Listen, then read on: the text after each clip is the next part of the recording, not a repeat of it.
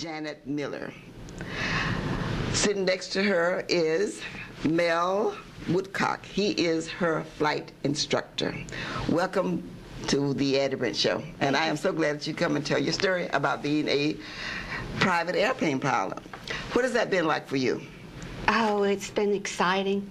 It's been one of the best things that's happened to me. Oh, good, wonderful. And to hear your story, because I know you spoke to Zonta and told your story at Zonta, and all the women were very impressed about your story. So they said, maybe we should have on the Addie Brent Show. So here you are on the Addie Brent Show, and we're going to tell your story about how you become a pilot and your experiences as a pilot. Now, how long did it take you to get started in this program? Well, when I first started my life, it took me 6 months from the time I started till I got my license. Why did you decide that you wanted to be a pilot? That's the most important thing. Well, actually, I didn't decide right away I wanted to.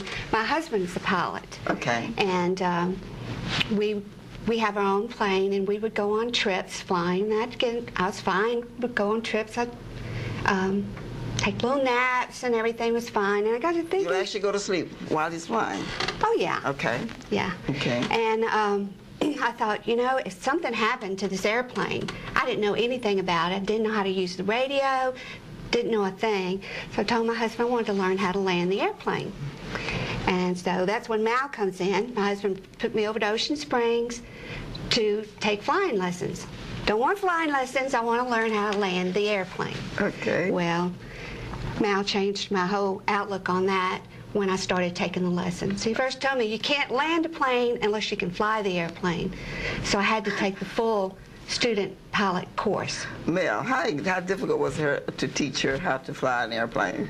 I think the hardest part was convincing her of her skill, getting her to relax, and that's not an uncommon trait in early, student pilots. But Janet was a reluctant student, because simply she didn't want to necessarily do the whole thing. But we took our time, we had some fun, we made it fun, and slowly but surely the confidence level built and the interest level sparked, and slowly but surely it was.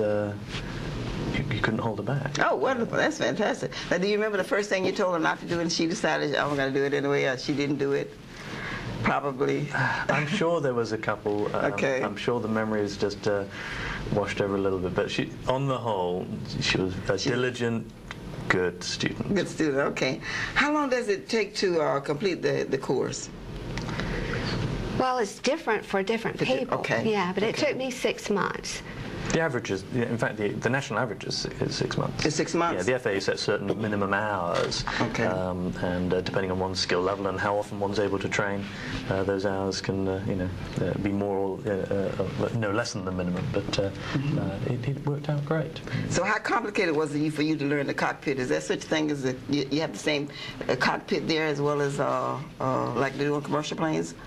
Well, it's not as complicated, but there are the basic instruments that you have to learn, and actually it wasn't as difficult as I thought it was going to be, and I really quite enjoy doing it now. Okay.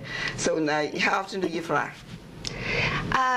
When the weather's good in the summertime, I fly almost every day. Every day? I have my own airplane. My husband and I have a little grass strip in Gulfport, Shade Tree Airport, and I do, local area flying. I like to fly down the coastline.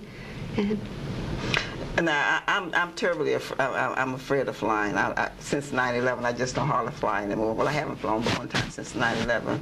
And the turbulence is something that scares the devil out of me. So what would it be like on a day like today?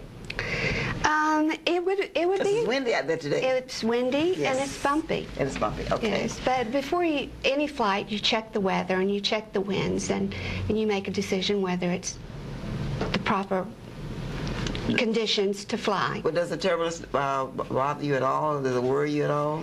Not when I'm flying the airplane. When I'm the passenger, it's different. Yeah, okay. So now, you've been teaching how long? I've been teaching at Ocean Springs Airport now I'm in my 7th year. So why did you decide that you wanted to be a flight instructor? Well, again, I didn't, if I was honest. I came out from England in year 2000 and was a student pilot myself. And after you get your private pilot certificate, you go for the additional ratings and certificates, namely the commercial pilot certificate. It was at the end of that course that I realized that I very much enjoyed that transfer of learning, seeing the satisfaction of teaching and in a subject that we're all interested in, which is flying. So I set about becoming a teacher and an educator in flight, and that was my little journey. So you came over here to learn the yes, ma'am. How to fly a plane. Yeah, my parents retired out of Keesler Air Force Base, so I was just on vacation and struck upon flying and enjoyed it. But you know, the important thing to note is, I think that you know, I had a very small part to play in Miss Janet's journey, as we all do. I get the privilege of sitting back and watching. You know, everyone's journey is different, but for the very most part, we get the easy end of the stick. Janet worked very, very hard at obtaining that dream of, you know, learning to be a pilot. Well, Janet,